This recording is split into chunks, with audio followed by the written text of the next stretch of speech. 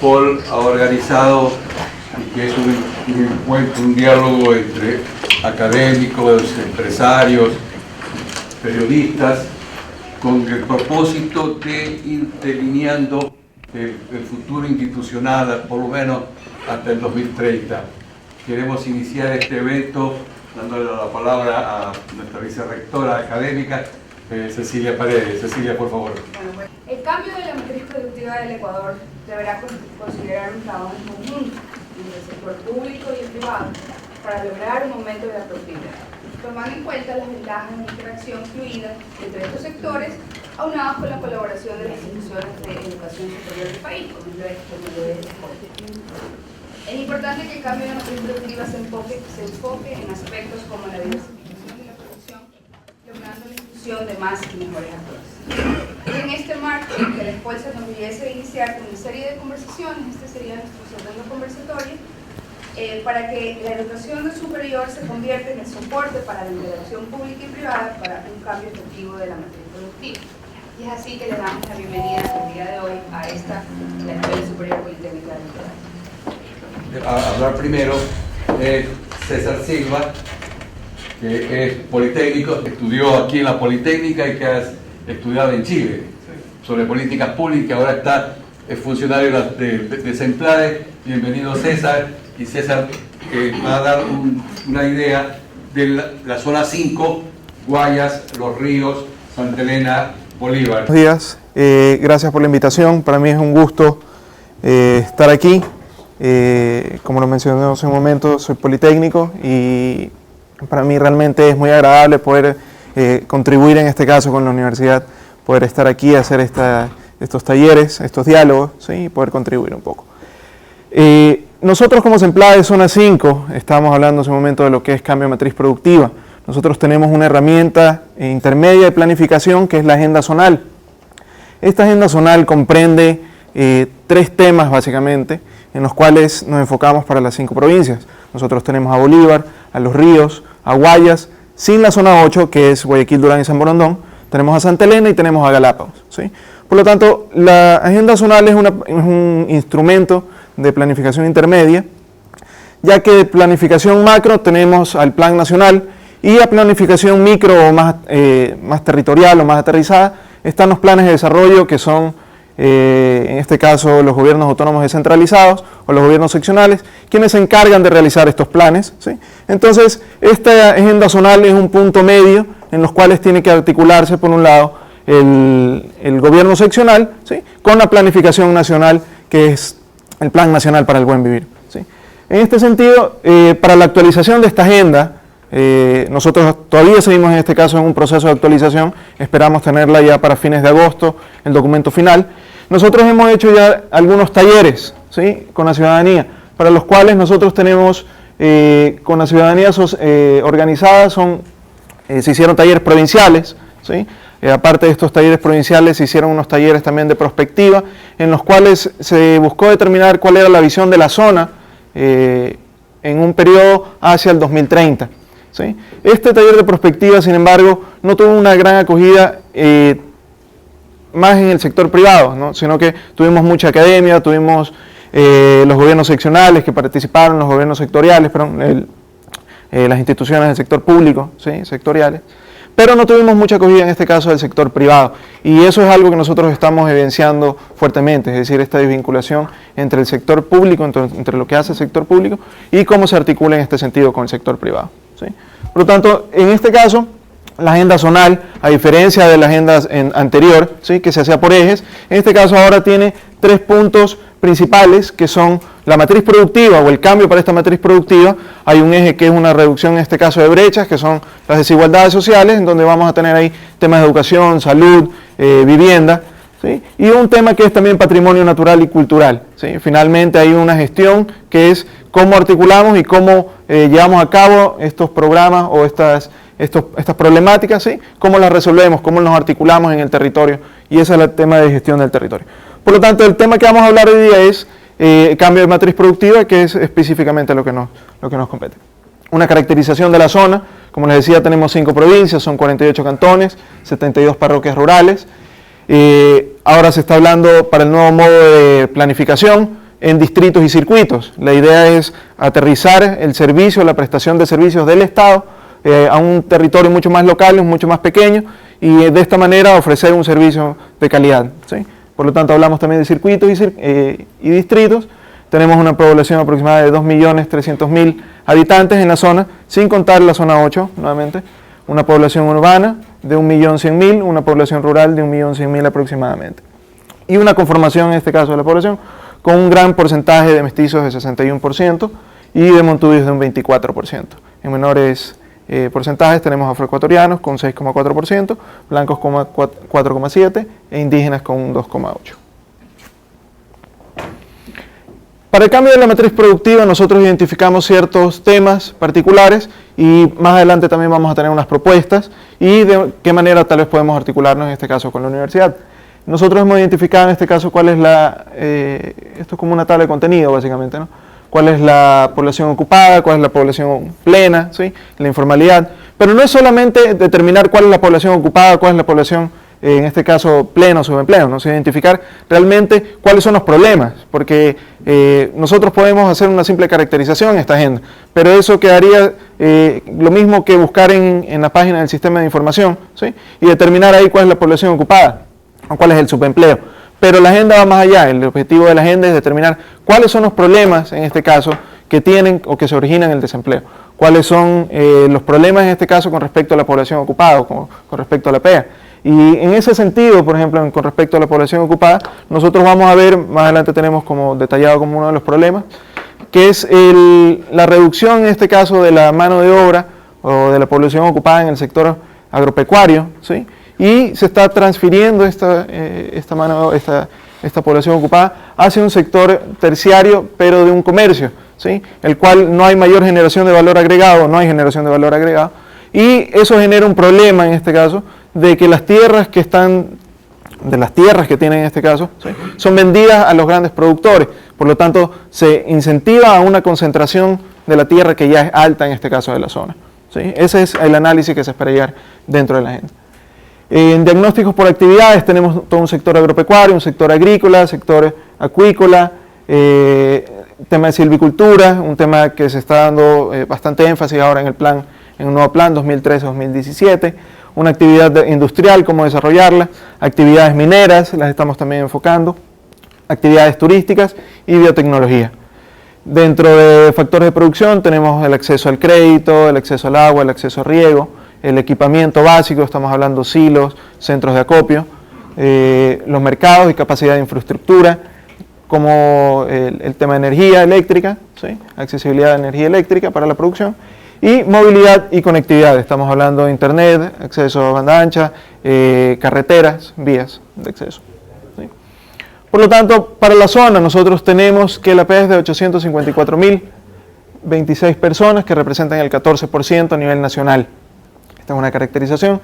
En el sector primario se ubica el 41% de esta población económicamente activa. Y como les decía hace un momento, esta tiene una tendencia decreciente, es decir, hay una migración del sector agropecuario, ¿sí? Hacia el sector del comercio, ¿sí?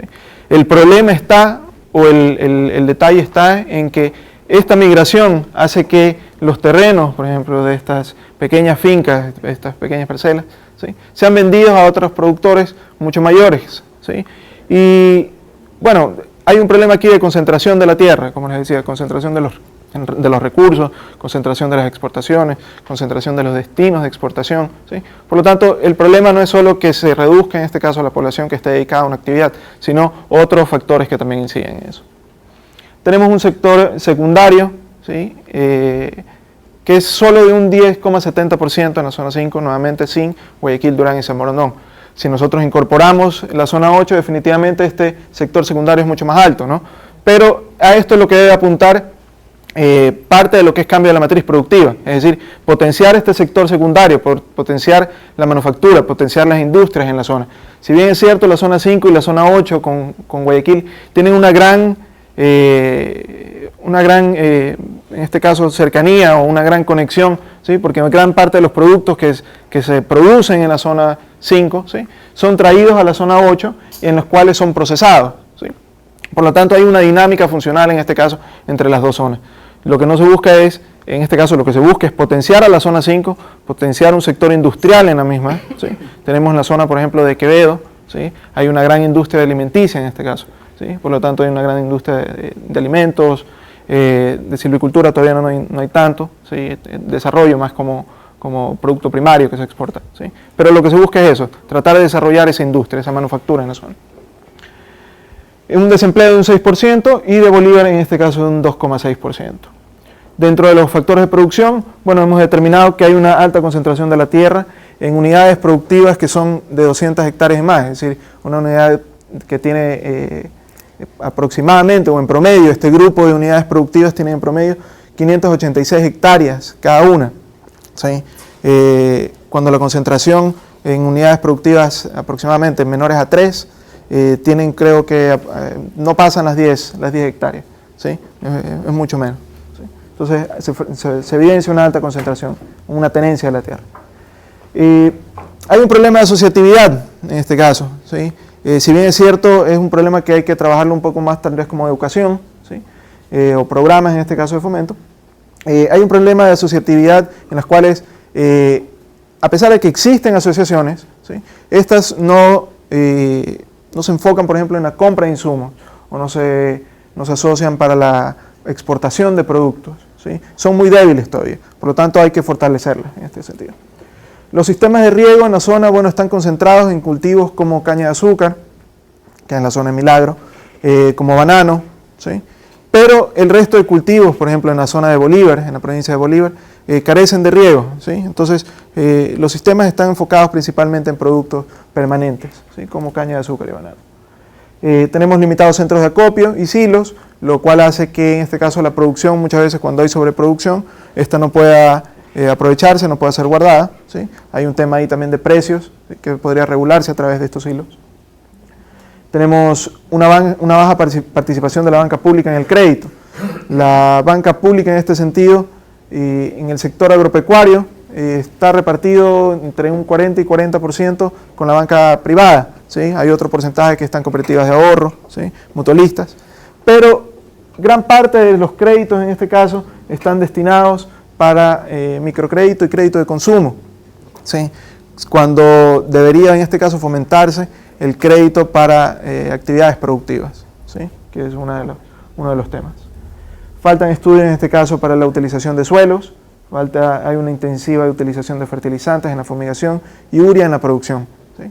Y esto es uno de los temas en cuanto a biotecnología, el desarrollo de bioabonos, ¿no? Es decir, cómo utilizar otros mecanismos para la producción, ¿sí? Que sean no tan contaminantes, sean menos contaminantes en este caso, sean menos nocivos, y que de alguna manera puedan potenciar en este caso la productividad de los cultivos. Adicionalmente, que sean también a un costo más bajo. Y eso hace que en este caso utilización de fertilizantes, de fumigación y urea generen también una baja producción o una baja productividad en el rendimiento de los cultivos. ¿Sí? En temas de turismo, bueno, tenemos falta de talento humano especializado en estas áreas. Hemos determinado eso. Hay una limitada infraestructura para el desarrollo de rutas agroproductivas, ¿sí? Tenemos la ruta del café, tenemos la ruta del cacao, hay una ruta de aventura que es en el tema de Bolívar, en la provincia de Bolívar, hay una ruta de la fe que también hemos determinado como una ruta de las iglesias, ¿sí? Pero falta infraestructura para el desarrollo de estas zonas, ¿sí? O de estas diferentes rutas. Hay un tema en este caso que es el desarrollo o la expansión de la frontera agrícola, ¿sí? Cada vez más sigue creciendo la frontera agrícola y esto se puede ver incluso como un tema también de crecimiento del área urbana, ¿sí? También que ocurre en Galápagos, ¿no? La expansión en este caso de la frontera agrícola, en este caso hay un humedal, ¿sí? Que está en los ríos, que es el humedal de Abras de Mantequilla, ¿sí? La expansión de estas actividades, ¿sí? Generan presiones sobre este ecosistema, ¿sí? Por lo tanto hay que delimitar o hay que concentrar la actividad, por ejemplo, pecuaria, hay que delimitar lo que es la actividad agrícola, ¿sí? Hay que hacer una planificación, en este caso, y un ordenamiento del uso de suelo. Faltan espacios de difusión y socialización, hay una deficiente provisión de servicios básicos, en este caso, que hace que también el turismo no pueda potenciarse en ciertas zonas, en ciertas áreas de la zona, ¿sí? Falta infraestructura hotelera y de restaurantes. En el caso de Galápagos hemos decidido tomarlo como un tema específico también, ¿sí? Dentro de lo que es turismo y dentro de lo que es gestión, ¿sí? Porque es un régimen especial y asimismo también tiene que tener una consideración adicional, ¿sí? En el tema de Galápagos hubieron 181.000 visitantes en el 2013, la tendencia al 2020 es que esto se incremente, un incremento en el caso de la población de residentes de un 28%. Hay conflictos, así como en el crecimiento de la frontera agrícola, hay conflictos en el uso de suelos entre los asentamientos humanos y las áreas protegidas. En el caso de Galápagos hay muchos terrenos baldíos dentro de las áreas urbanas que no están siendo utilizados. Pero, ¿qué pasa sobre las áreas protegidas? Bueno, hay una fuerte presión de un crecimiento poblacional hacia esas zonas, ¿sí? ¿Cuándo se deberían aprovechar los terrenos baldíos o las áreas que están en las zonas urbanas, ¿sí? Para proteger así las áreas naturales y protegidas?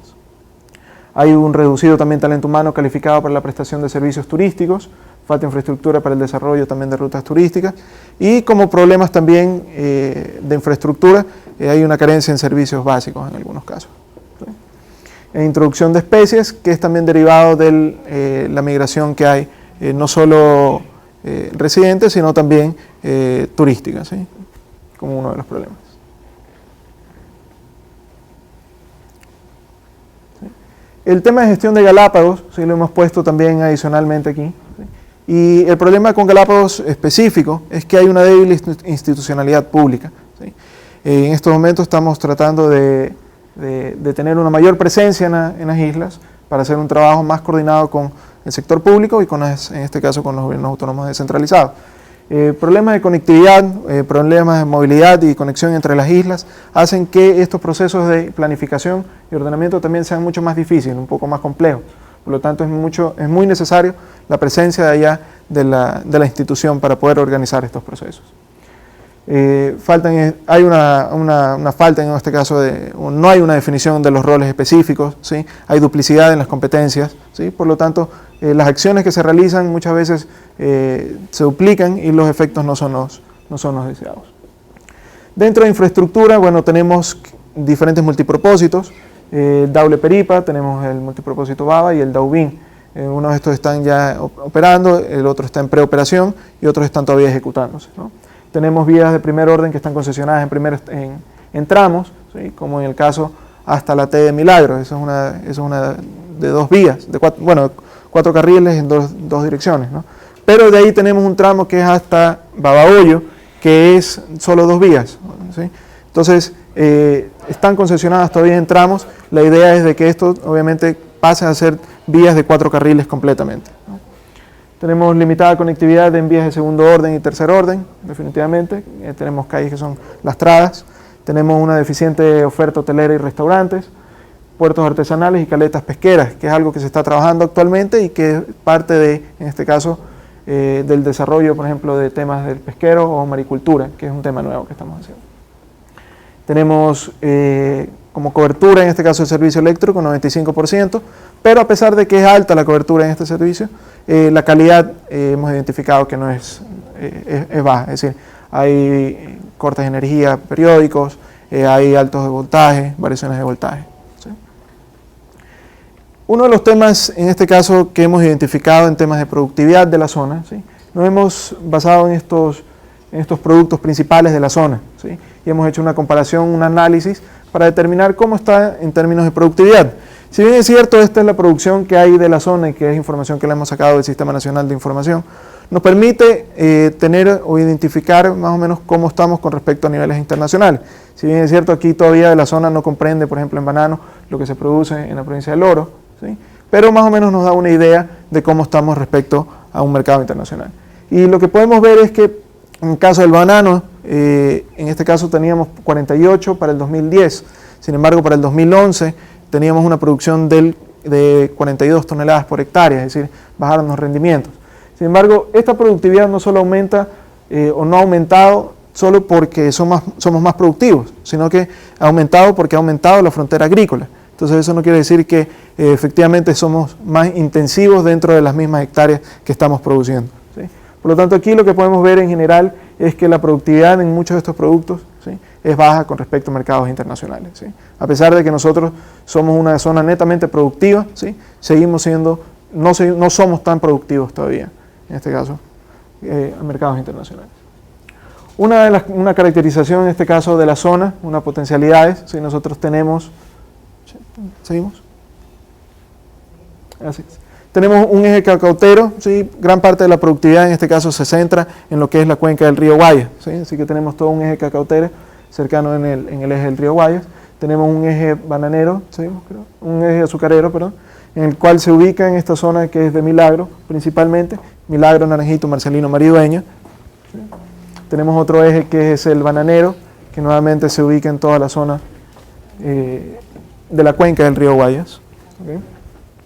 Tenemos un eje arrocero y de maíz también. ¿Sí? Tenemos toda una zona de puertos. Y en este caso, en la zona de puertos, hay un plan ahora de puertos y caletas pesqueras. El objetivo de este proyecto es brindar la infraestructura, y se están haciendo proyectos como el de Santa Rosa y en el de Anconcito, ¿sí? Igual todavía están en construcción, pero la idea es dotar a estos centros o a estos puertos y estas caletas de mercados, de puertos para desembarque, zonas de desembarque, de zonas de frío, zonas para viscerado, ¿sí? Es darle todas las condiciones para que ellos puedan trabajar mejor. Tenemos un potencial agroindustrial, en este caso en Santa Elena y en la parte norte de Quevedo. ¿Sí? Y esto, ¿cómo se viene a potenciar? Bueno, a través de macroinfraestructura para riego y generación eléctrica, tenemos recursos paisajísticos, la principal cuenca hidrográfica definitivamente es donde se ubican todos estos cultivos y toda esta productividad de la zona. Tenemos gran porcentaje, en este caso, de suelos aptos para cultivos, ¿sí? Tenemos una biomasa marina alimentaria y comercial, existencia, en este caso, petróleo y gas en Santa Elena, ¿sí? A pesar de que esto todavía se ve mermado por la refinería del Pacífico en el momento en que esta empieza a estar en funcionamiento, ¿sí? Tenemos una red vial principal en buen estado y todo un filo costero para implementar puertos y desarrollar maricultura. ¿Okay? Y ahora es donde vamos a definir un poco cuáles son las estrategias de esta agenda en función del cambio para la matriz productiva, ciertos proyectos y un poco cómo podemos relacionarnos con la universidad. ¿Sí? Hemos definido, en este caso se ha definido, 4 temas específicos, ¿sí? En los cuales las agendas de todas las zonas tienen que centrarse para el cambio de la matriz productiva. Uno de estos ejes es la generación de valor agregado. Otro de estos es cómo contribuimos a la sustitución de importaciones, cómo podemos incentivar la diversificación de la producción y cómo incrementar la oferta exportable desde las zonas. ¿Sí? Si bien es cierto, hay algunas de estas estrategias que pueden entrar en dos ejes. Por lo tanto, el primero, en generación de valor agregado, hemos identificado que para el desarrollo de cualquiera de estos ejes, ¿sí? Es necesario principalmente un talento humano especializado para el desarrollo de estas actividades. ¿Sí? Eso es clave y eso es transversal para estos 4 ejes. Es decir, para generar valor agregado necesitamos talento humano. Para sustituir importaciones, bueno, va de la mano con la generación de valor agregado. Para diversificar la producción necesitamos talento humano especializado. Y para incremento de oferta exportable necesitamos mejorar productividad, por decirlo, ¿sí? Para lo cual necesitamos talento humano especializado. Por lo tanto, capacitar un talento humano especializado es transversal para el desarrollo, en este caso, de la matriz productiva. Como productos tenemos, por ejemplo, en generación de valor agregado, el desarrollo de silvicultura, ¿sí? En este caso, Los Ríos tiene grandes hectáreas de producción de balsa, de teca, ¿sí? Sin embargo, la balsa, por ejemplo, la exportan como producto primario, ¿sí? Y esto sirve como aislante térmico, aislante acústico, como material eléctrico también, ¿no? Pero no se lo procesan, no hay ninguna generación de valor, ¿sí? Hay desarrollo de actividades de maricultura. Sabemos que en este caso el SPOL tiene vinculado algunos proyectos en la provincia de Santa Elena, en la parte norte de la provincia de Santa Elena, creo que es Las Núñez. Y lo que hemos buscado en este caso es cómo desarrollar esta maricultura en otras zonas, ¿sí? También de la zona 5. ¿Sí? Estamos hablando de playas, Santa Rosa, ¿qué otras zonas podrían desarrollarse también estas actividades? Tenemos las rutas turísticas, un desarrollo de bioquímica, ¿sí? En el cual podríamos desarrollar semillas certificadas o procesos de bioremediación, ¿sí? Y promover la instalación de centros de investigación. ¿Okay? Eso es como desarrollo o de generación de valor agregado. Para la sustitución de importaciones, tenemos que está vinculado en este caso con el desarrollo de centros de investigación, fomentar la elaboración de biocombustibles. tanto el ingenio Valdés como el ingenio San Carlos están realizando ya procesos, en este caso, para generar biocombustibles. Tal es así que en el sistema de información ustedes pueden encontrar que San Carlos produce aproximadamente, creo que era, o generan 80 megavatios aproximadamente al sistema interconectado. Aproximadamente 80 megavatios. Adicional a eso, ellos generan energía para consumo local, o sea, para consumo propio, ¿sí? Pero lo generan a partir del bagazo de la caña de azúcar, es decir, a través del residuo de la caña de azúcar, ¿sí? Entonces, hay otros productos que se pueden utilizar, como es el tambo del arroz, ¿sí? La cáscara del arroz, la cáscara del maíz, que sin duda tienen una menor productividad en generación de biocombustible, ¿sí? Pero es un recurso que se puede aprovechar también. Biodigestores, hay proyectos que ya se han realizado en la provincia de Bolívar que se pueden potenciar también en la zona. Tenemos incentivar la agricultura de sustento, lo que es en Galápagos. Si bien no contribuye a sustitución de importaciones, lo que contribuye es a reducir el traslado de productos desde el continente hacia las islas. Contribuir con las importaciones, con la sustitución de importaciones de café, maíz y trigo. Tenemos en diversificación de la producción a cultivos no tradicionales, ¿sí? No solo enfocarnos en los cultivos que les había puesto hace un momento, como banano, café, trigo, sino a cultivos no tradicionales que también se producen en Bolívar, ¿sí? Tenemos incentivar una producción orgánica, promover un sector artesanal, diversificar canales de comercialización y alimentos frescos y procesados, ¿sí? Incentivar en este caso. Incrementar la oferta exportable, en este caso, a través de la mecanización y tecnificación de los cultivos, transferencia de tecnología de centros de investigación y también procesos, y incrementar la producción de cultivos tradicionales. ¿Okay? Estos son los 4 ejes, y ciertos programas y proyectos que se han dado a cabo y que se están llevando a cabo, se están efectuando en este momento. Tenemos el proyecto de reactivación del cacao nacional, Fino de Aroma. Tenemos un programa de mejora competitiva, tenemos un programa nacional para la inclusión de los negocios en el sector rural, ¿sí? Tenemos proyectos de investigación, desarrollo e innovación, tenemos un plan semilla para la generación de lo que son semillas certificadas, tenemos un plan nacional de desarrollo integral de cadenas agroindustriales, programa nacional de agroenergía, que es relacionado en este caso con los biocombustibles, tenemos en diversificación de producción un plan piloto de maricultura, ¿sí? Que ya ha sido considerado, tenemos una estación de reproducción de peces, en este caso para servir de alevines, un plan de marketing turístico y un plan de tour, ¿sí? En el incremento de la oferta exportable tenemos un proyecto de mejora y generación e implementación de la competitividad, en este caso del sector industrial, un coaching exportador y un programa nacional de innovación de tecnología, ¿sí? En este caso, hemos identificado que la universidad tiene estos centros de investigación. Ah. Lo voy a dejar afuera, no es mío, por si acaso. O sea que era el tiempo ya, ¿no? O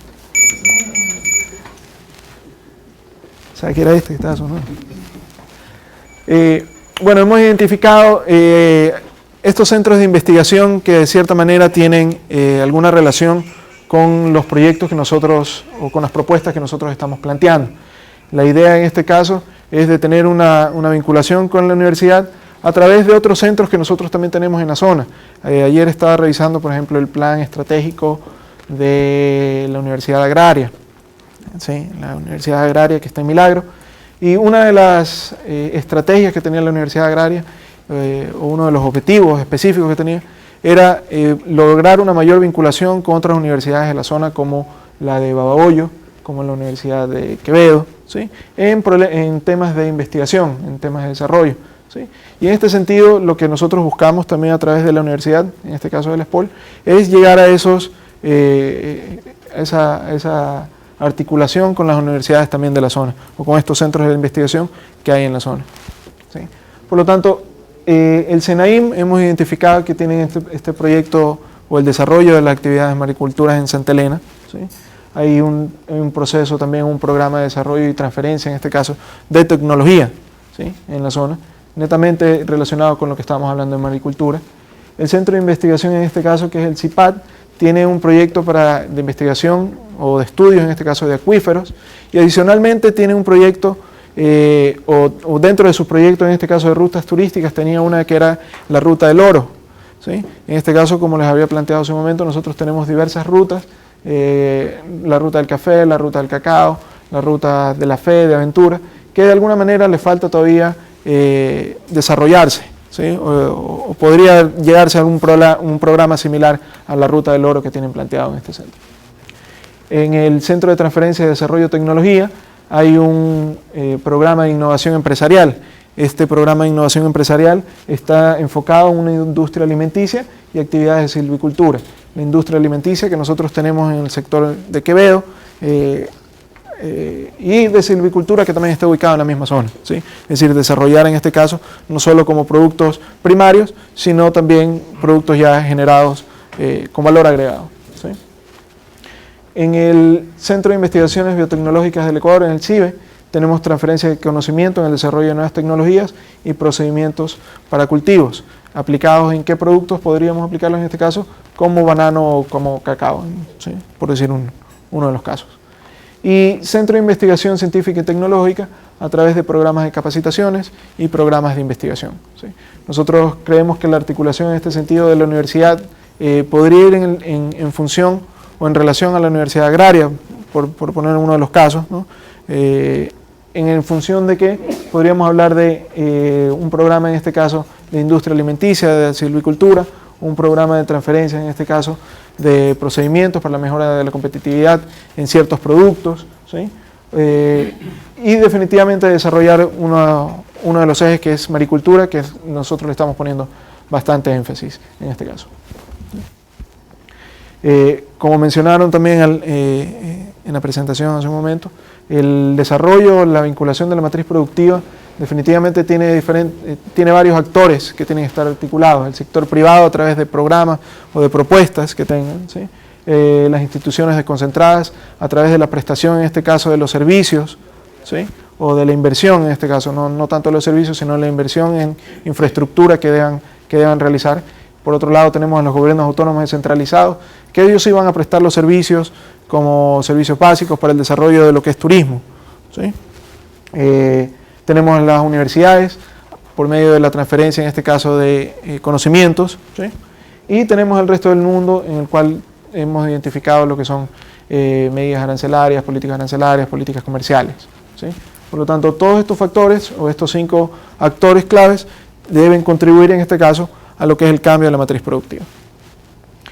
Y de acuerdo al plan 2013-2017, nosotros hemos identificado que el cambio para la matriz productiva está fuertemente vinculado, ¿sí?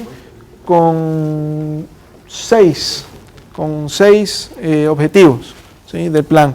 En comparación al plan nacional del buen vivir, el anterior, el 2009-2013, ¿sí? Había un enfoque mucho más social, había un enfoque en el cual se buscaba dar a la población todos los servicios o mejorar la calidad de vida de la población, ¿sí? Sin embargo, en este plan nosotros hemos identificado que el objetivo, ¿sí? Es fundamental aquí, es promover en este caso, o potenciar en este caso, el sector económico, ¿sí? Promover, fomentarlo, a través de diferentes objetivos. Tenemos el 3, por ejemplo, que es fortalecer las capacidades, ¿sí? Si bien eso también mejora la calidad de vida de la población, ¿sí? También contribuye a lo que es el cambio de la matriz productiva. El objetivo 7 es consolidar un sistema económico, social y solidario. El objetivo 8 tenemos garantizar un trabajo digno en todas sus formas. Tenemos el 9, que es netamente impulsar el cambio de la matriz productiva. El objetivo 10, asegurar la gestión soberana y eficiente de los sectores estratégicos. Aquí también se incluye lo que es el cambio de la matriz energética. Y el objetivo 11, que es garantizar la soberanía y la paz y profundizar la inserción estratégica en el mundo, ¿sí? A través de actividades de comercio. Adicional a eso hay unas estrategias territoriales que son específicas para la zona, en los cuales se ha identificado que esta zona 5 tiene un fuerte componente en la seguridad y en la soberanía alimentaria, ¿sí? Y en eso es lo que se busca potenciar a la zona como uno de los ejes. No es el único, ¿sí? Es decir, hay otras actividades agregadoras de valor, hay otras actividades como biotecnología o bioconocimiento que también se buscan desarrollar, ¿sí? No es solo, en este caso, como el huerto de la zona, ¿sí? Sino que hay actividades, en este caso generadoras de valor, que se buscan dar.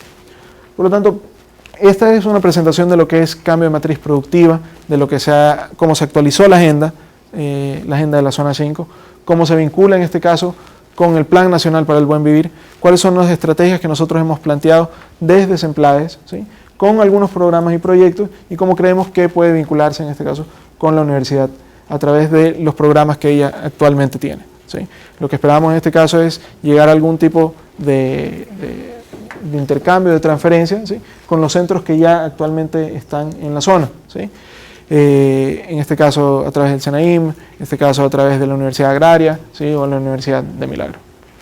¿Okay? Otro representante del sector preempresarial. Empresarial, 3, empresarial y empresarial. Ellos, turismo, ahí está el sector automotriz, Pronaca. Ustedes son a eso, ¿qué exactamente para que todos? Asociación Ecuatoriana de Software. De software. Ustedes son de Interconsorcio, biocombustibles. Porque habíamos invitado a no menos de 10 sectores productivos para que vengan en este curso. Y el sector público está INIAP, Aduana y Secretaría Nacional de Gestión de Riesgo, y bueno, y a César, que lo escucharon, que trabaja en SEMPLADES, medios de comunicación. Lo invitamos. Bueno, este hombre es director, sigue siendo director del Instituto de Investigaciones Económicas de la Católica, por muchos años fuiste profesor aquí, ¿todavía sigue? ¿Ya no? Bueno, ya no. Y Fernando, que es editorialista del Telégrafo. No sé, de los compañeros que están acá, ¿quiénes representan al sector privado? ¿Tú eres de qué empresa? Ale, Apple. ¿Quién más del sector privado? Pues el resto de compañeros son profesores de aquí del Espol, autoridades. Le queremos anunciar también que mañana vamos a planificar con Juan Manuel Domínguez, el director del Lineal, y con gente del Espol, porque vamos a hacer un taller exclusivamente de tipo sectorial para el tema agropecuario, investigaciones, y también tenemos pensado otros talleres sectoriales. Pero mañana a las 12 del día está planificado la reunión con Juan Manuel Domínguez para ese tipo de cosas. Lo que queremos decirles es que tenemos un plan a lo largo del año 2013 para tratar de armar este diálogo constructivo que nos permita hacer una gran agenda hasta el 2030. Primeramente, esta es la segunda reunión que tenemos sobre este tema. Y este tema, ¿por qué lo estamos haciendo? Lo estamos haciendo porque queremos que ustedes nos ayuden a dilucidar, por un lado, cómo la Politécnica puede colaborar, o debería colaborar en todo este desarrollo, ¿no, verdad? Cuáles deben ser las líneas, las áreas en que la institución debería emprender. Ese es el objetivo. El otro objetivo es, indudablemente, tratar de empezar ya a conversar con los sectores productivos, privados y estatales, respecto a la matriz productiva y a la matriz energética. ¿Y por qué? Porque aquí hay unas coyunturas muy interesantes. Primeramente, pues, la persona que va a liderar todos estos cambios en la matriz productiva y la matriz energética es el vicepresidente de la República, que es politécnico, es de Guayaquil. Segundo, yo no sé si eso se lo ha dicho, pero de las conversaciones que he tenido con él, el deseo de él es poner aquí la matriz para desarrollar todo lo que es la matriz productiva de la matriz energética.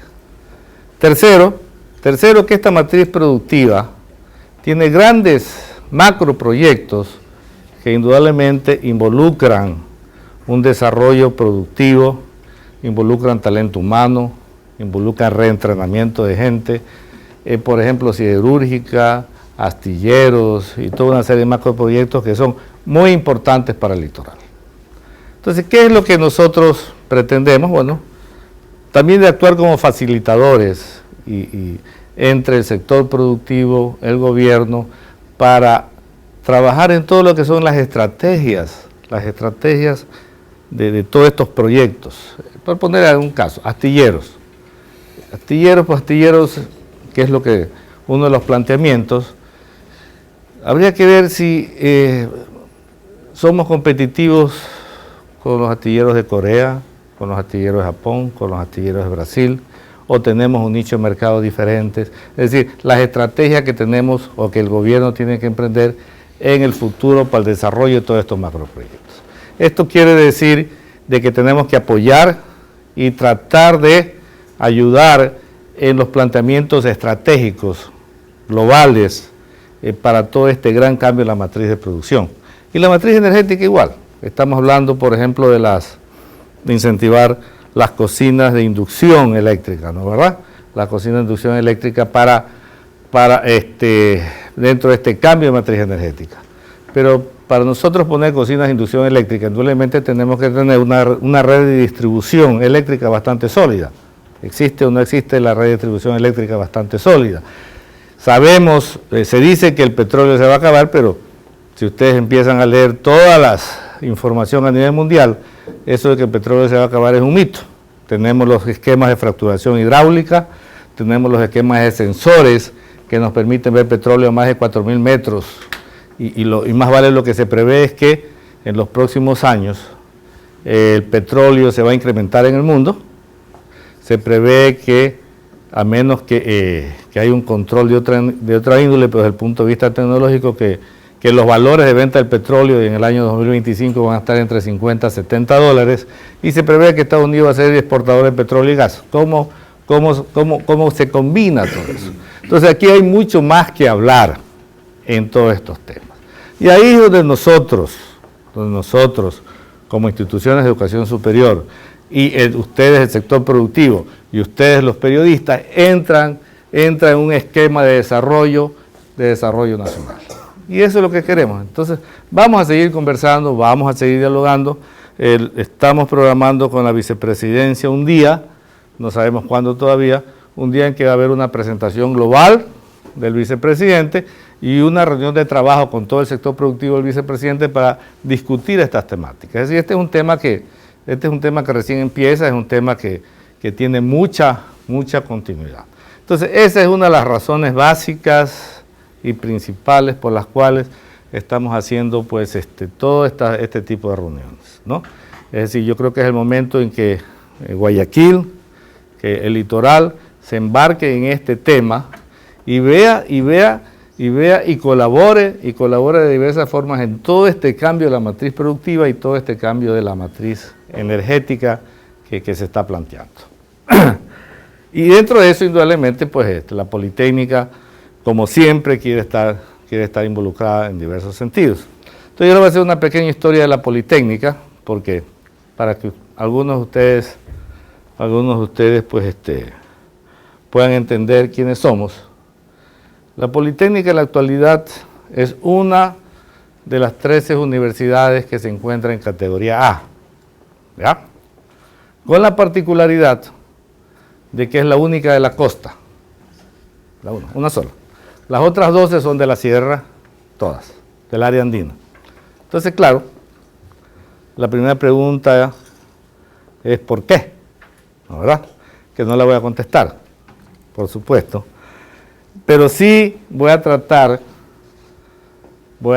de contestar es ¿por qué estamos dentro de categoría? ¿Por qué hemos llegado a la categoría a pesar de estar en el litoral? Porque un poco así sería el tema, ¿no, verdad? ¿Y cuál ha sido nuestra historia? Nuestra historia es que en los años 60, 70 empezamos a incorporar ingenieros de todas partes del mundo, especialmente de Estados Unidos.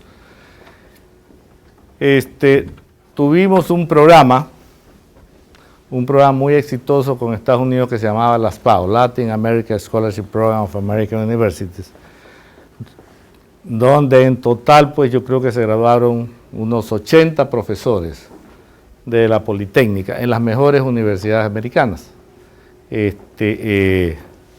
aparte de eso, también venían profesores de de Rusia, de Estados Unidos, Alemania, y se formó un conglomerado de profesores muy capacitados en las mejores universidades en el mundo, con títulos de maestría principalmente, que fueron los que empezaron a conformar esta institución.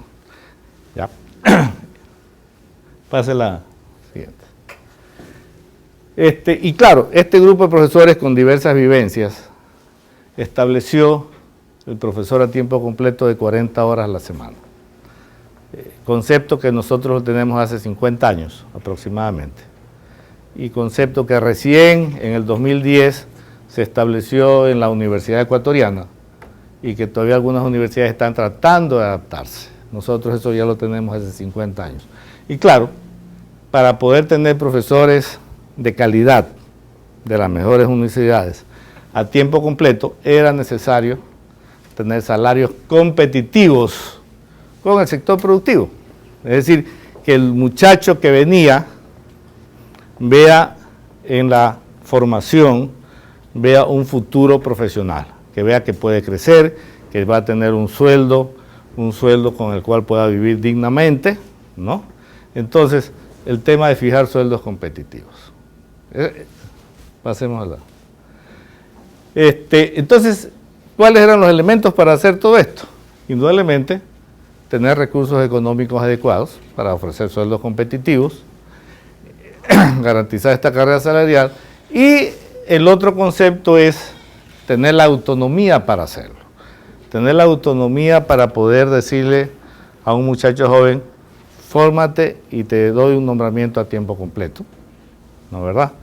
Tener la autonomía para fijar sueldos, modificar sueldos de acuerdo con las necesidades de la institución y del país, ¿no? Y entonces, si vemos, en realidad son 3 parámetros básicos por los cuales pudimos construir una institución para llegar a ser una institución que se encuentre en categoría A.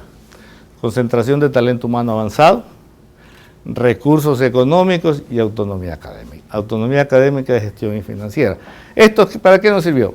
Para posicionarnos como una institución excelente a nivel mundial en lo que es educación de grado, o de pregrado como se llamaba antes.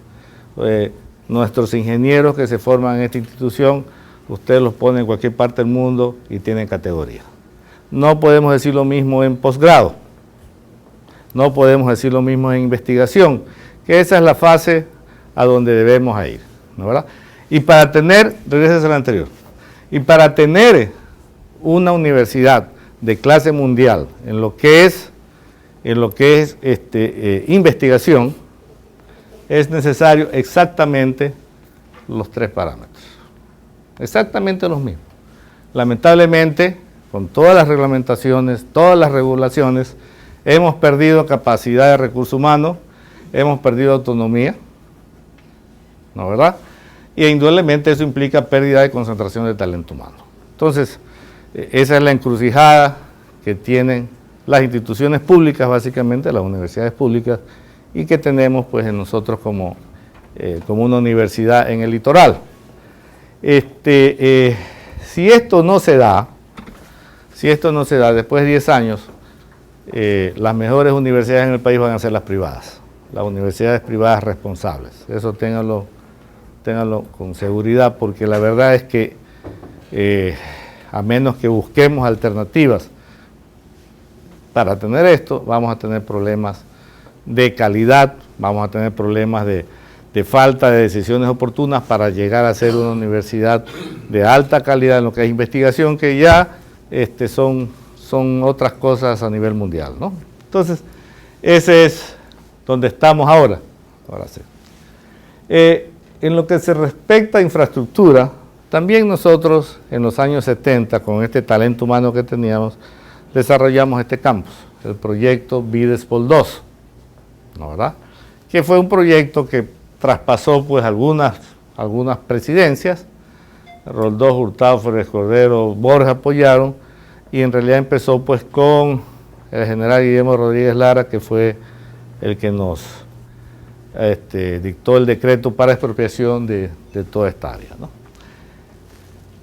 Entonces este campus ha sido el que nos ha permitido tener desde el punto de vista de infraestructura, con este proyecto BID, que no solamente es el campus, sino el proyecto BID incorporó equipamiento e incorporó formación de talento humano adicional a lo de las PAO, es lo que nos ha permitido a nosotros continuar con este desarrollo.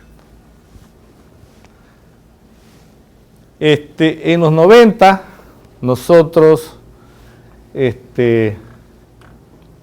propusimos ya la necesidad de un parque tecnológico aquí y planteamos la creación de un parque tecnológico en 180 hectáreas que teníamos desarrolladas, ¿no, verdad?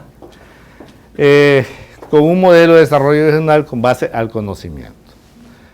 Lamentablemente en esa época el gobierno no estaba interesado en el desarrollo de parques tecnológicos ni interesado en el desarrollo de conocimiento ni de crear valor agregado como conceptos de desarrollo. Sigan nomás. Y hicimos un planteamiento que en noviembre del 2002 planteamos Guayas siglo XXI, un nuevo modelo de desarrollo regional con base en el conocimiento. Este fue un planteamiento que lo hicimos, que paradójicamente todavía tiene validez después de 20 años, no, después de 13, 15, ¿no? tiene validez, y viendo que no había respuesta a los planteamientos institucionales, porque estas cosas se hacen es con decisión política, si no hay decisión política no se pueden hacer. Entonces un poco tratamos de buscar otras alternativas, cambiamos de modelo y planteamos un parque del conocimiento, ya no un parque tecnológico que viene de afuera hacia adentro, sino un parque del conocimiento que empieza de adentro y va hacia afuera, que empieza a formar centros internos de investigación y de ahí trata, después de formar estos centros, fortalecer estos centros de investigación, empezar hacia afuera. Entonces nos planteamos en el 2007 un parque del conocimiento. ¿Ya?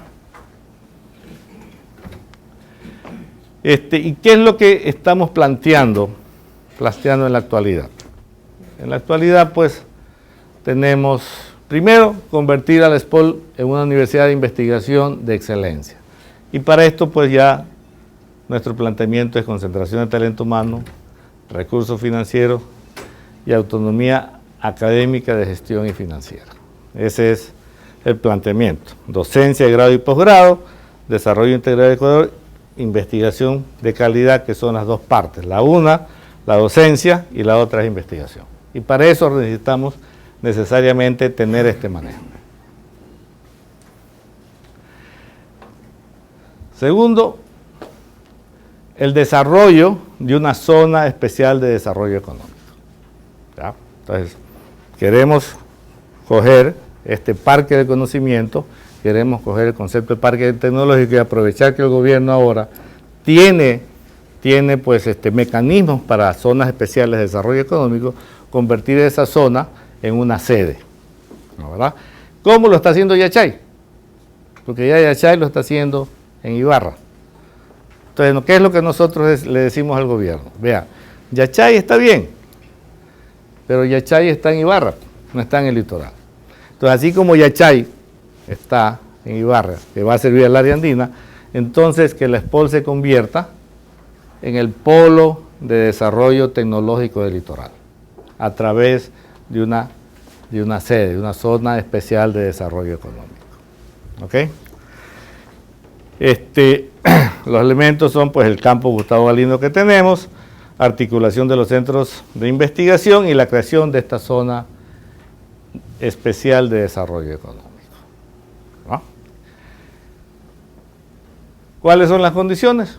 Somos una universidad de categoría A, ¿no, verdad? Poseemos talento humano avanzado, tenemos que mejorarlo para ir a lo de investigación, indudablemente tenemos que incrementar el número. Desde el punto de vista geográfico, tenemos algunas ventajas. De aquí pues estamos al aeropuerto en 15 minutos, estamos al puerto marítimo en media hora, y cuando se cree Daular, no sé si va a ser en el 2020 o 2024, el alcalde dice 2024, la realidad implica que deberíamos empezar el 2016, no sé qué decisión la tomen, pero de una u otra manera, en Daular también estamos cerca. Una situación de privilegio en ese sentido, ¿no?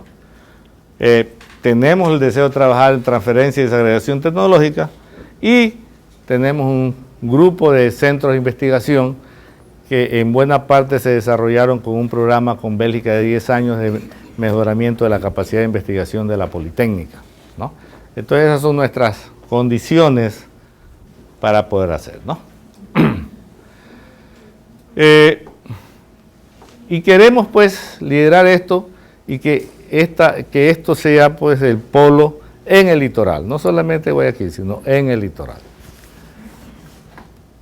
Entonces hemos iniciado estos diálogos, estas conversaciones, aprovechando también el tema de que lo que queremos hacer es completamente coherente con el tema de la matriz productiva, coherente con el tema de la matriz energética. Entonces, todo esto pues pensamos que es un núcleo muy importante de desarrollo, ¿no, verdad? Entonces, el futuro de las tendencias en la ciencia y tecnología, los objetivos del régimen de desarrollo, la estrategia endógena sostenible, el cambio de la matriz productiva y el cambio de la matriz energética, ¿no? Estos son los temas. Entonces, ¿cómo nos vemos nosotros? La anterior. ¿Cómo nos vemos nosotros? Aquí está la SPOL como ente académico. Acá está lo que hemos venido planteando, el Parque del Conocimiento. El Parque de Conocimiento que es parte de la Zona Especial de Desarrollo Económico, donde va a haber transferencia de tecnología y desarrollo industrial, que esas son las dos partes de la sede. El tema de investigación ligado al SPOL, ligado a la sede y con relación a la docencia. Entonces este es nuestro esquema integral en ese sentido, ¿no? ¿Cuáles son los planteamientos?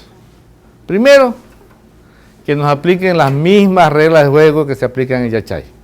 Las mismas reglas de juego. Que no nos apliquen las reglas de juego que se aplican para las universidades, sino las que se aplican para Yachay. Que tengamos todos esos recursos, que tengamos toda esa autonomía para poder desarrollarnos como se pretende desarrollar Yachay. Esa es la primera. Segundo planteamiento, que el sector empresarial privado se incorpora a los organismos asesores de la SPOL. El desarrollo nuestro tiene que estar ligado a los sectores productivos, ¿no? Entonces, estamos creando los consejos consultivos de carreras. En los consejos consultivos de carreras y programas, ahí queremos que el sector productivo se integre, porque el sector productivo es el que tiene que, en conjunto con nosotros, indicarnos cuáles deben ser los currículos, cuál debe ser el contenido, qué es lo que el sector productivo espera de los profesionales que salen de la institución. Establecer una fuerte alianza entre las SPOL y el sector empresarial. Si queremos empezar a trabajar en esto de la matriz productiva, la matriz energética, en esta zona especial de desarrollo económico, todas estas tienen que estar con el sector empresarial y productivo. No hay manera de hacerlo si no establecemos esa famosa relación sector productivo, sector estatal y nosotros, ¿no? Y donde todos ganemos, indudablemente. Todos ganemos porque cuando nosotros nos involucramos en una relación siempre vamos a pensar, bueno, ¿y qué es lo que vamos a obtener nosotros? Entonces tiene una relación ganar-ganar. Entonces queremos poner el conocimiento al servicio del desarrollo y generación de riqueza y que parte de esa riqueza beneficie el desarrollo de la SPOL y el conocimiento. Queremos trabajar en eso.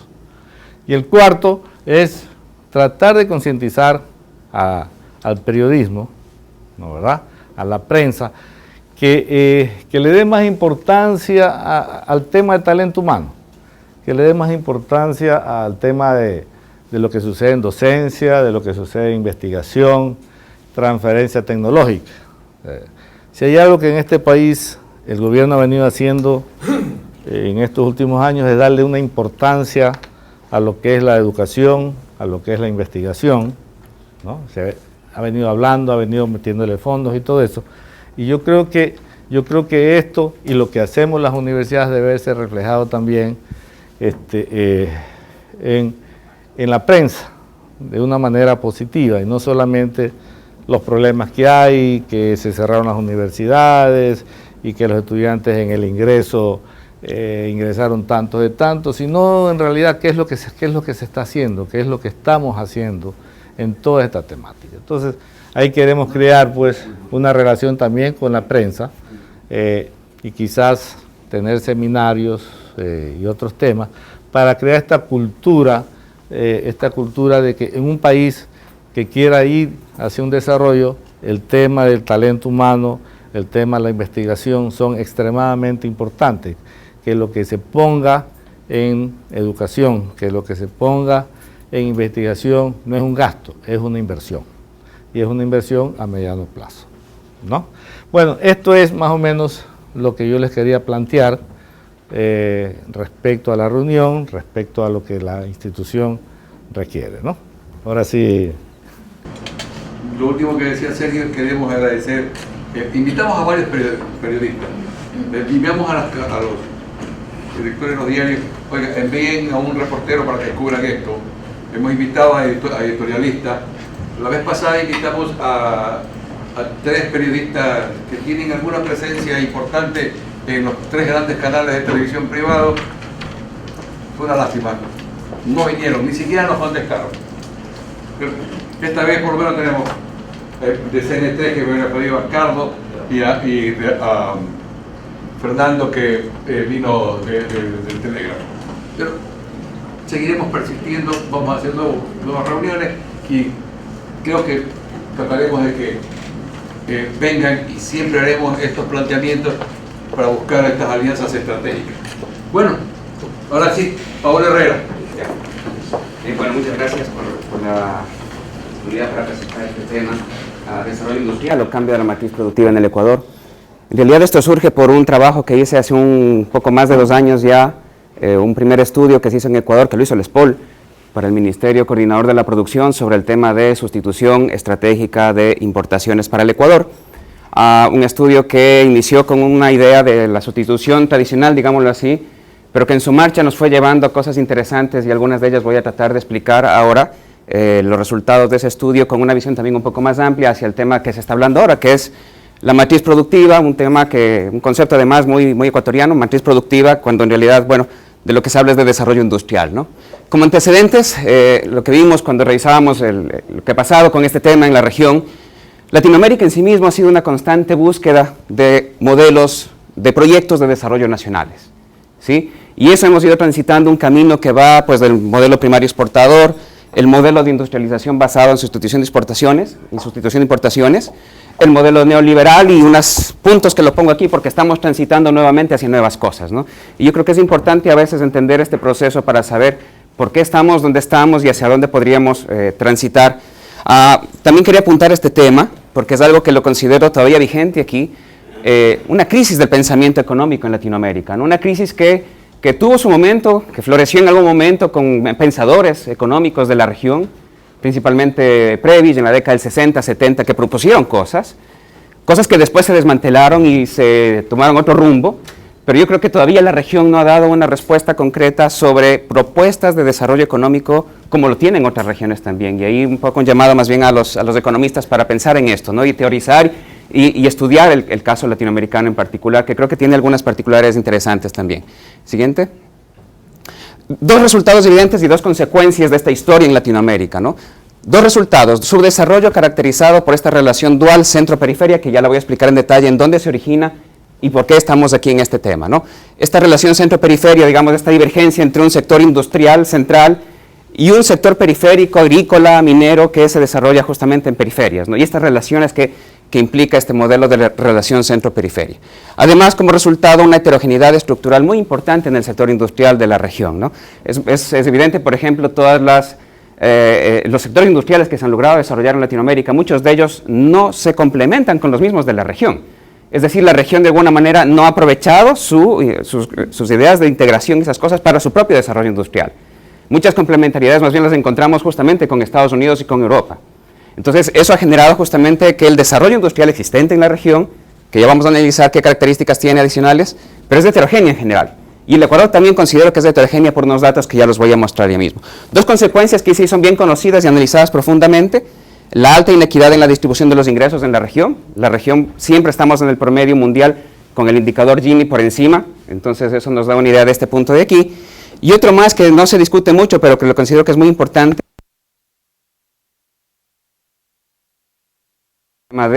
del poco desarrollo industrial que ha habido en la región, ¿no? Solo para demostrar estas dos cosas, siguiente, aquí están más o menos los indicadores Gini de distribución de equidad en la distribución de los ingresos en la región. En este caso con más equidad de distribución, por acá está Ecuador en el puesto número 8, y todos estos valores están pues peores que el promedio mundial, ¿no? Lo que nos habla de una región muy inequitativa en términos de la distribución del ingreso, quizás justamente como resultado de ese desarrollo industrial que se generó en la región, del cual también aquí en Ecuador hay unos resultados de los que ya voy a hablar. Siguiente. También aquí está el tema de la intensidad de capital, la acumulación de capital en la región. Aquí tenemos varios países, pues acá no hay ninguno de la región, como ustedes pueden ver. Por acá aparece México, Venezuela, Perú, lo que nos indica que justamente nuestros sectores industriales tienen poca acumulación o capacidad de acumular capital. Es decir, yo quiero producir zapatos y los produzco con muy baja tecnología, por decirlo así, mientras que el mismo zapato tal vez producido, se me ocurre, en Estados Unidos, se lo hace con mucha tecnología, entonces vienen las diferencias de productividad. Y este ha sido un problema también sistemático de la región, ¿no? Su baja capacidad para acumular capital, ligado a temas también relativos a ciencia, tecnología, investigación y muchas otras cosas más, ¿no? Siguiente. Entonces, lo que tenemos es, y entrando a este concepto de centro-periferia, que nos ayuda un poco a entender lo que tenemos en la región y hacia dónde podríamos hacer, ¿no? ¿Qué es este concepto? Son economías articuladas en una relación entre un centro desarrollado, industrial, y una periferia subdesarrollada, normalmente más bien agrícola, minera, ¿sí? El centro aumenta sus tasas de productividad a un nivel mayor y más rápido que la periferia subdesarrollada. Esto es evidente. Los sectores industriales generan mucha más productividad como resultado de la innovación tecnológica, de la investigación del conocimiento, generan en general más altas tasas de productividad, de ingresos y de ganancias, mientras que la periferia va a un ritmo más lento porque justamente su actividad se centra acá, ¿no? Y esto llevó a que en la región se produzca algo que fue determinante para las políticas de los 70, 80, que es donde se genera la industria de alguna manera de la región, este deterioro de los términos de intercambio que lo explico a continuación. El deterioro de los términos de intercambio de la región básicamente es esto que está en este gráfico, en una parte y en un siguiente gráfico. ¿Qué vemos aquí? Como desde 1900, y más o menos yo diría hasta el 2000, ¿sí? Es decir, todo el siglo pasado, precios de los commodities a nivel mundial. Los precios de la agricultura, los precios de los metales, los precios del petróleo, por supuesto, aquí está la crisis del 80 que dio un remesón a todo esto, pero luego continuó igual la senda de caídas. Entonces, claro, ¿cómo se sostiene una economía basada en exportación o producción de productos primarios que en el mercado mundial han tenido esta tendencia de precios? Por otro lado, siguiente, claro, el sector industrial o estos centros industriales, lo que estaban viendo más bien es esto, ¿no? Que la producción industrial en general, a nivel mundial, pues tenían unos incrementos masivos, ¿sí? Como consecuencia de desarrollos tecnológicos, del conocimiento, siguiente, y a pesar de que los precios también de estos commodities industriales también tenían ciertas tendencias a caer, era evidente que los ingresos y los salarios aumentaron considerablemente debido al incremento de la productividad. Entonces la pregunta en esto es, ¿cómo sostenemos una economía primaria exportadora que exporta productos a mercados que tienen bajos precios?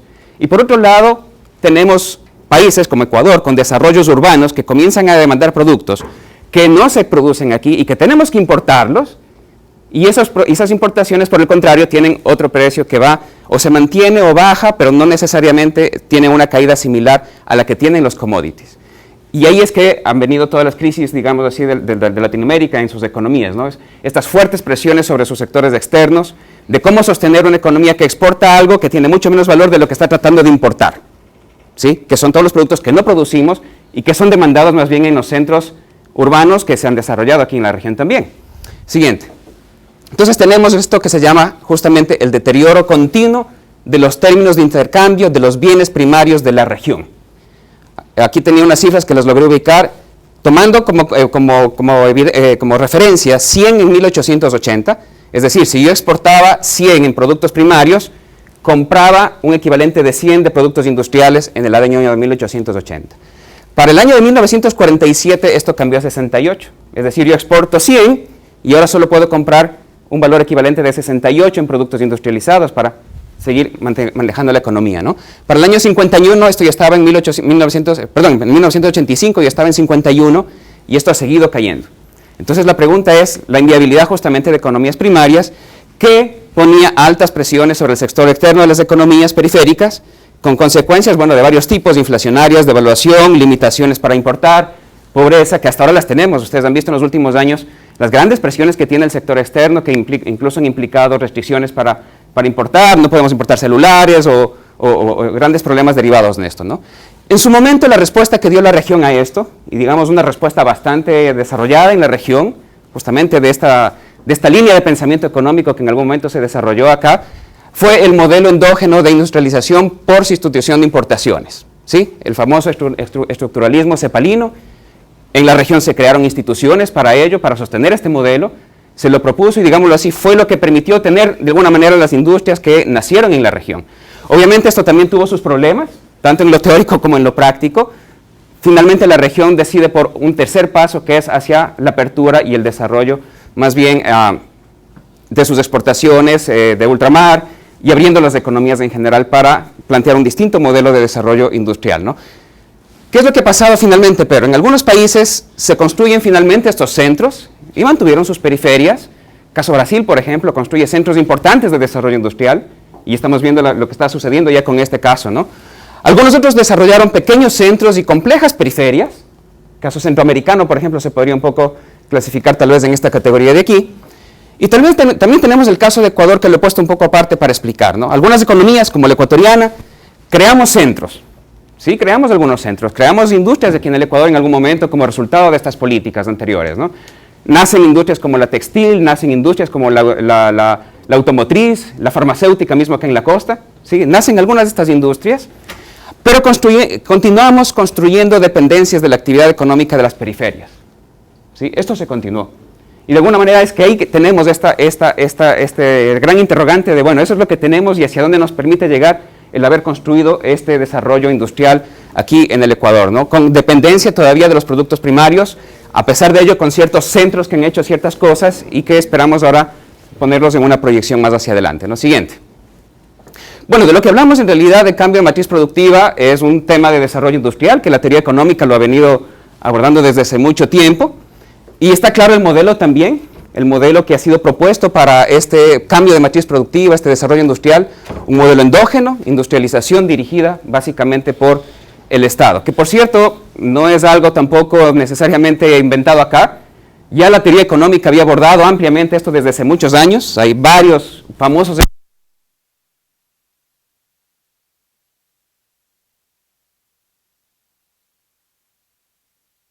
que una industrialización tardía que tuvo que tiene muchas experiencias sobre este tema, ¿no? Entonces, dado que este es el modelo que está planteado, yo creo que valdría la pena comenzar a entender un poco qué implica esto, ¿no? ¿Qué implica esto de un desarrollo industrial con modelo endógeno, es decir, industrialización dirigida desde el Estado? Y ver cómo también podemos entonces operar en este esquema que es el que nos está planteando. No creo que se haya hecho un planteamiento directo con estos términos tal vez, pero es claro que es hacia ahí a donde se está transitando. Y bueno, lo que queremos cambiar es justamente esto, ¿no?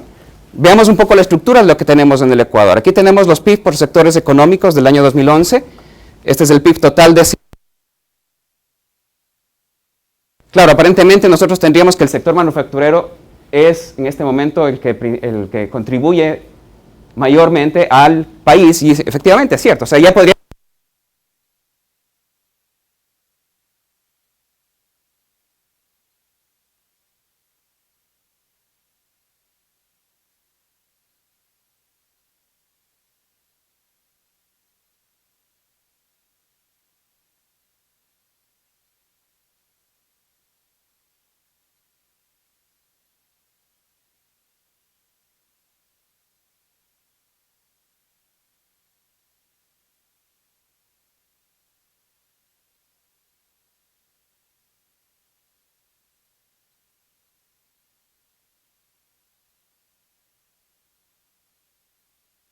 Este es el mismo, pero el desglose solo de la parte manufacturera.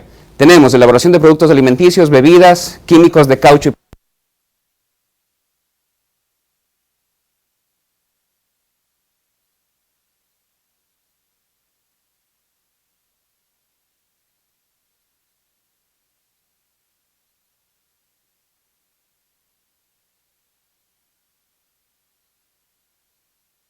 Obviamente eso implica un desarrollo también ahí.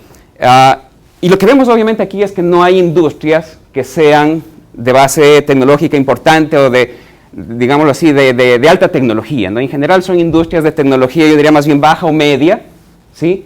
Y este es un poco el reto también, comenzar a ver cómo pretendemos cambiar esta matriz, porque un cambio en matriz debería producir justamente un cambio en esto, ¿no? Que aparezcan nuevas industrias, que aparezcan nuevos equilibrios en los cuales hay nuevas cosas que son importantes, que van contribuyendo más al PIB. Siguiente. Y quisiera plantear en este momento más bien algunos elementos para la discusión, ¿sí? Tal vez podríamos discutir largamente algunos de ellos, pero me voy a detener en uno al final en particular, que es el que más me interesa desarrollar. Elementos de discusión. Primero, un cuidadoso análisis de la escala de las operaciones. Este punto identificamos que fue uno de los grandes problemas de los intentos de industrialización en el Ecuador de la década del 70 y los 80. Cuando visualizamos industrias que queríamos crear, las visualizamos solo para el mercado local. Y quizás ese fue uno de los grandes problemas que hubo en ese momento. La pregunta es, ahora estamos hablando nuevamente de cambio de matriz productiva. ¿Con qué escala queremos visionar esas nuevas industrias que queremos crear? ¿Para el mercado local? ¿O deberíamos estar pensando más bien para el mercado internacional? ¿Y cuál es ese mercado regional? Entonces, este debería ser un tema de un cuidadoso análisis. ¿Cuáles son las escalas de las operaciones que queremos hacer? Evidentemente, los desarrollos industriales más importantes en otros países han tenido este componente y un análisis muy minucioso de esto. Casos como el coreano, por ejemplo. Cuando uno revisa las estrategias de desarrollo industrial que tuvo Corea, en ningún momento se les ocurrió que esto era para el mercado local. Su mercado fue el mundo siempre. Y lo estamos viendo en el día de hoy, ¿no? Entonces, este es un tema que valdría la pena considerarlo para discusiones posteriores. Este tema ya se lo he mencionado hoy el día de hoy, garantizar participación en universidades y privados. Esto ya está discutido, lo voy a pasar. Siguiente. Este tema también ya se lo hemos mencionado y es muy importante, justamente porque si hablamos de un modelo endógeno de desarrollo industrial, pues también debemos desarrollar una capacidad de tecnológica. No habría posibilidades de hablar de un modelo endógeno de desarrollo industrial. Justamente el Nobel de Economía, por teorizar sobre las implicancias del desarrollo de conocimiento endógeno y su importancia para el desarrollo industrial. Entonces ahí tenemos muchas cosas de las que podríamos analizar y ver la importancia del modelo del que se ha escogido. Distinto sería si el modelo hubiera sido otro, porque entonces los elementos o los factores que contribuyen al crecimiento vienen de otras fuentes. En este caso y en el modelo escogido, en el modelo planteado desde el gobierno, este aspecto es crítico. Atención a la actividad agrícola. Esto sí es muy importante también. Normalmente uno piensa que la industrialización de un país implica justamente más bien salirse de esas actividades primarias y trasladar los recursos y los esfuerzos hacia los sectores industriales que tienen mayor productividad, contribuyen más al PIB. Pero justamente si uno analiza lo que ha pasado en otros países, cuando no se ha tomado en cuenta este factor han sido terribles problemas. Por ejemplo, el caso colombiano mismo. Si descuida su sector agrícola, pues genera temas de pobreza, protesta social que han derivado en muchas cosas que tienen que ver con violencia incluso. El sector agrícola es fundamental en este sentido, ¿no? Por soberanía alimentaria, por la creación de un mercado interno que absorba los resultados de un cambio de una matriz productiva hacia el tema más industrial, ¿no? Entonces, especial atención a este tema de la actividad. Por ejemplo, sus proyectos o programas de desarrollo rural acompañaron sus procesos de desarrollo industrial, justamente porque había que hacer una transferencia ordenada de los recursos del campo hacia las industrias, hacia la ciudad. El caso coreano también es un tema muy, se lo estudia y es muy importante, cómo sus proyectos de desarrollo rural fueron trasladando de forma organizada los recursos hacia los centros industriales, ¿sí? Pero manteniendo y asegurándose el tema de una actividad rural sostenible que produzca bienestar también para esos grupos. Siguiente. Este es un tema que me parece importante también mencionarlo aquí, que fue un tema que se lo discutió en este estudio que planteaba hace un momento. ¿Cómo se originan estos procesos? Estos procesos creemos que deberían producirse justamente en circunstancias como las que está viviendo el Ecuador. Si uno analiza casos, sobre todo los asiáticos, se da cuenta de esto también. Estos procesos surgieron porque había el interés de producir una discontinuidad histórica. No he encontrado evidencia de procesos en los cuales así. ¿Es necesario plantear esta discontinuidad? Bueno, el gobierno la ha planteado. Ahí la idea de plantear esta discontinuidad histórica en el desarrollo industrial para lo cual se está haciendo muchos esfuerzos en investigación, de las cosas que ya se han mencionado, y el objetivo aquí sería evitar un proceso secuencial. Caso coreano, por ejemplo, hubo una discontinuidad histórica muy importante que planteó interrogantes al país y deciden dar el quiebre y hacer un proyecto nacional de desarrollo industrial, ¿no? Acelerar el proceso de aprendizaje, hablar en general de una ideología más... Es muy difícil tal vez también, ¿no es cierto? Siguiente. Un estudio importante que lo hizo Love en el año 94 que habla de este tema, ¿no? Y lo quiero leer textualmente. Proporcionó la CEPAL, vino en una etapa avanzada para racionalizar un proceso que ya estaba plenamente en marcha en casi todas partes, se refiere a la región, los esfuerzos de industrializar la región, ¿no? No obstante, esa teoría e ideología serían pronto el flanco de diversos ataques, reforzando quizás una de las apreciaciones fundamentales de Hirschman en el 84 al respecto de estos procesos en la región, la debilidad en América Latina de la ideología industrialista. Entonces yo creo que esto es un tema que también se debe comenzar a trabajar en el país. A ver, ¿cuál es esa ideología? Y discutirla y comenzar a pensar, ponernos en la mente de que Ecuador podría transformar y desarrollar industrias. Siguiente, y este es el último punto de discusión que también quisiera poner, y que es el que me interesa analizarlo un poquito más, tengo unas cifras para ver este tema. Balance que debe haber entre la promoción de industrias de bienes de consumo final, intermedio y bienes de capital. Este quizás sería, yo diría que el principal error que cometió Ecuador en su momento cuando se plantearon las políticas de desarrollo industrial aquí en el Ecuador. ¿Sí? Pensamos en industrias de consumo final. Quisimos desarrollar la industria textilera, la farmacéutica, la de automóviles, quisimos desarrollar incluso temas alimenticios. Y tenemos algunas industrias en este sector. De hecho, yo diría que aquí está el grueso de nuestras industrias en este momento en el país, produciendo bienes de consumo final. ¿Pero qué pasó? No pusimos atención o poca atención a las industrias de los bienes intermedios y a los bienes de capital que se requieren para poder operar una industria de consumo final.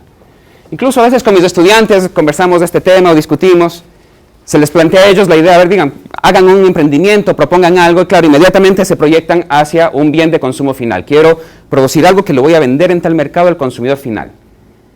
Y siempre les digo, a ver, pero ¿por qué no vamos un poquito para atrás? Vayan para atrás.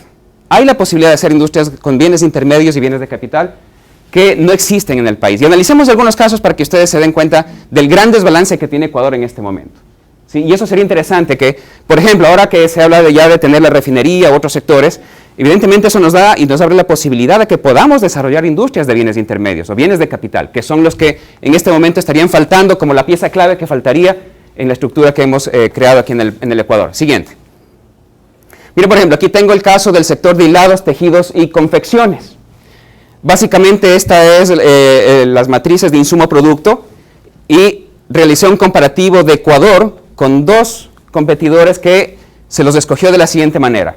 Primero porque están en la región, segundo porque nos están enviando producto al Ecuador, ¿sí? Ecuador en este momento se provee de Colombia y de Perú para el tema de sus necesidades de productos textiles, ¿no? Y veamos cómo se producen en Ecuador los productos textiles y cómo se producen en Colombia y en Perú, y van a darse cuenta de la gran diferencia que hay. ¿Qué dice aquí? En porcentaje, estoy poniendo cuál es el porcentaje de costo de estos insumos para producir una tonelada, un kilo, lo que sea, de textiles, hilados o tejidos o confecciones, como sector en general. Podemos sumar todos estos 5 primeros que están aquí y llamarlos a todos estos 5 los insumos primarios de la industria textil.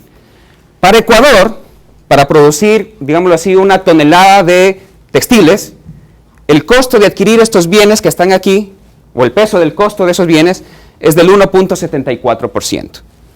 Pero miren el siguiente, total de insumos intermedios importados, 30.56%.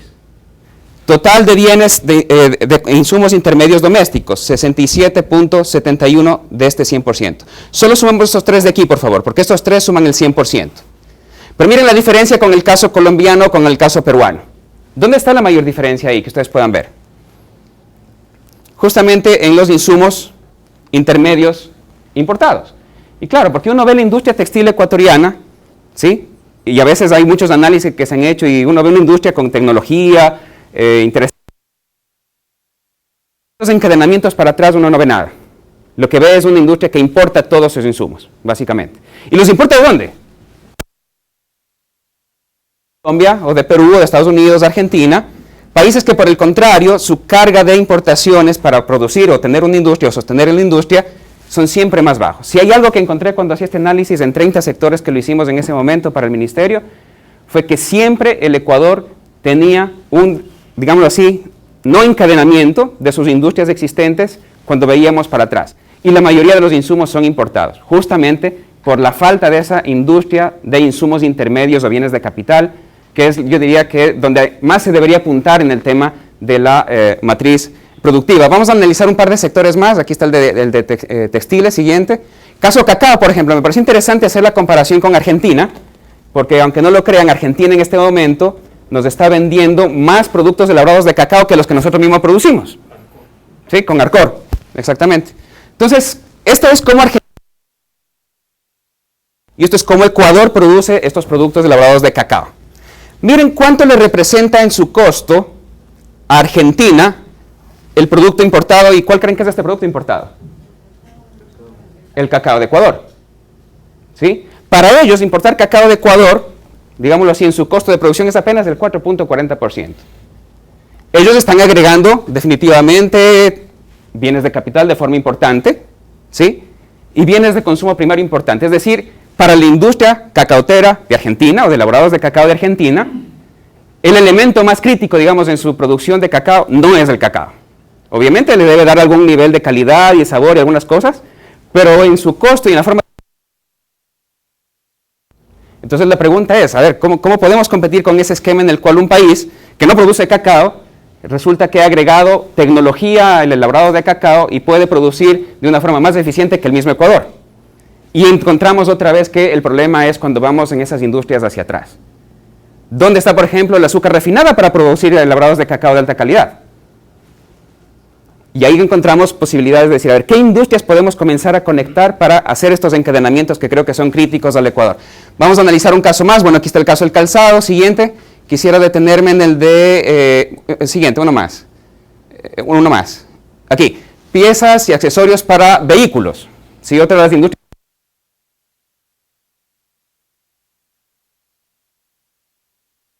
Para las ensambladoras que están puestas aquí en el Ecuador, y lo hacemos, y para nosotros los insumos que necesitamos para producir esos bienes representan el 52.88% del costo.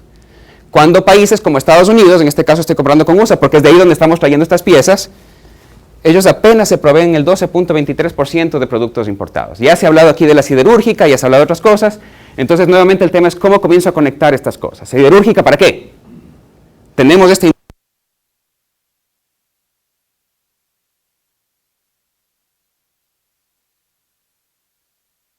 Un poco ese era el esfuerzo que se hizo en aquel estudio que se trabajó para el Ministerio Coordinador de la Producción, identificando sectores, identificando encadenamientos, identificando productos que eran importantes en cuanto al monto de importaciones y comenzar a ver un mapa que nos permite identificar por dónde podría ir una estrategia de cambio de la matriz productiva, que como digo, en resumen y cogiendo el tema más importante, diría que tiene que ir mucho o recomendaría que vaya mucho por el tema de pensar en las industrias intermedias y de capital que necesita el país, para ir conectando con las otras industrias de bienes de capital, de bienes de consumos finales. Siguiente.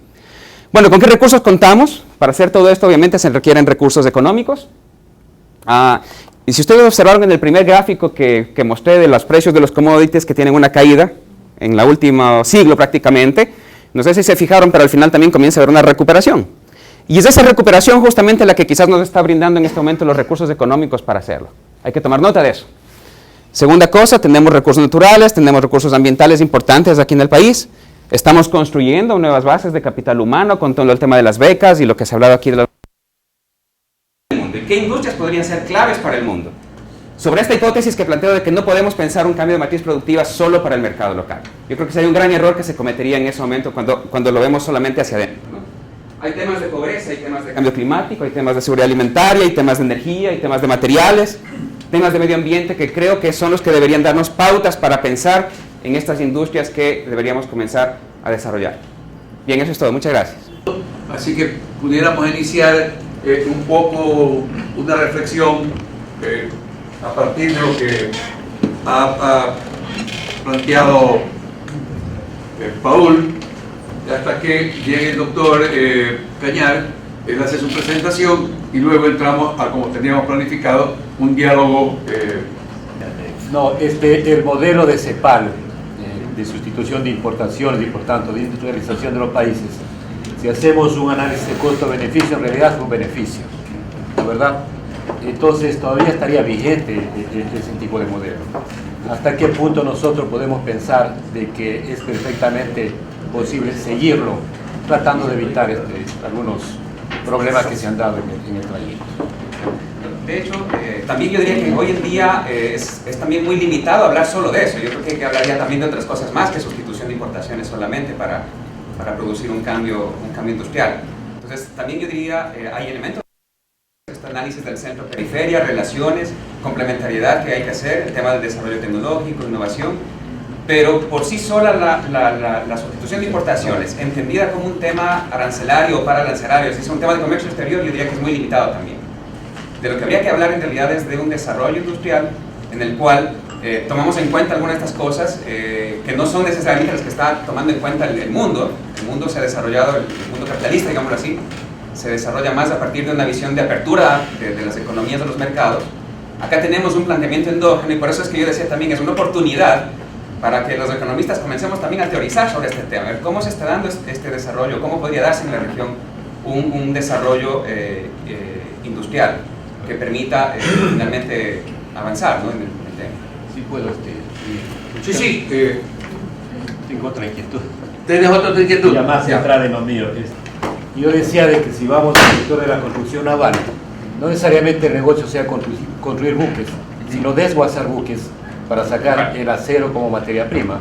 Si aquí se conoce que creo que hay como 21.000 toneladas de déficit que se tiene que importar para fabricar acero. Entonces eso da la razón de que los astilleros no tienen que competir con Corea, tal vez con Japón, pero sí podrían hacer de ese tipo de trabajos. Desguazar, y es una industria bien plantada que deja utilidades y que ahorita están comenzando algunos astilleros nacionales a hacer eso. Ese es un comentario sobre bienes intermedios.